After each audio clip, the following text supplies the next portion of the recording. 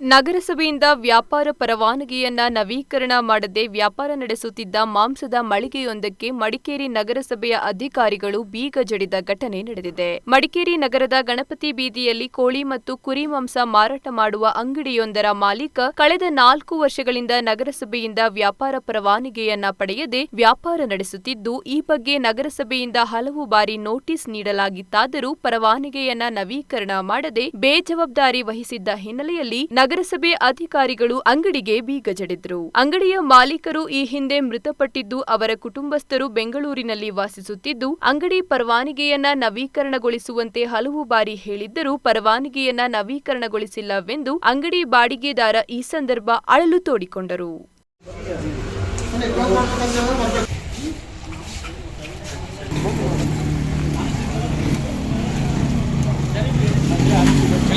ಮಾಂಸ ಎತ್ಕೊಳ್ತೀವಿ, ಆಮೇಲೆ ಸೀಲ್ ಮಾಡ್ತೀವಿ. ಮಾಂಸ ಎತ್ಕೊಳ್ತೀವಿ, ಆಮೇಲೆ ಸೀಲ್ ಮಾಡಿದ್ವಿ, ಆಮೇಲೆ ಲಾಕ್ ಮಾಡ್ತೀವಿ. ಆಫೀಸಿಗೆ ಬಂದು ಮಾತಾಡಿ, ನಾವೇ ನಮ್ಮ ಹತ್ರ ಮಾತಾಡಿದ್ರೆ ಜನ ಆಫೀಸಿಗೆ ಓನರ್ ಇದ್ದಾರೆ, ಅವರಿದ್ದಾರೆ. ನಾವು ಬಾಡಿಗೆ 4 ವರ್ಷ ಆಯ್ತಲ್ಲ, ರಿನ್ಯೂ ಮಾಡ್ಕೊಂಡಿಲ್ಲ, ಏನಿಲ್ಲ.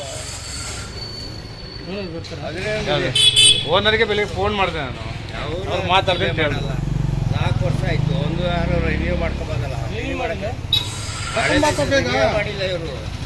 ಅದು ಮಾಡ್ಕೊಳ್ಳೋದು ಹಳೇದಿದೆಯಾ? ಇದೆ, ಹಳೇದಿದೆ. ರಿನ್ಯೂ ಮಾಡ್ಕೊಬೋದಾಗಿತ್ತಲ್ಲ.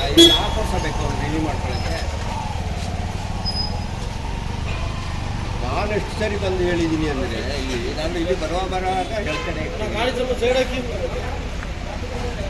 ಬರೋವರಾಗ ಹೇಳ್ತಾನೆ ಇರ್ತೀನಿ. ಆರಾಮಲ್ಲಿದ್ದಾರೆ.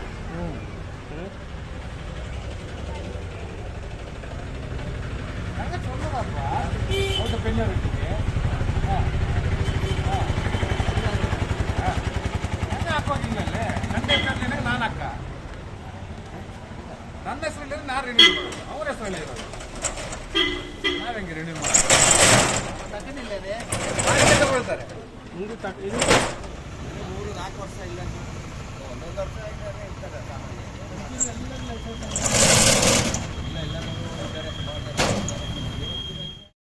TV1 news, Madikeri.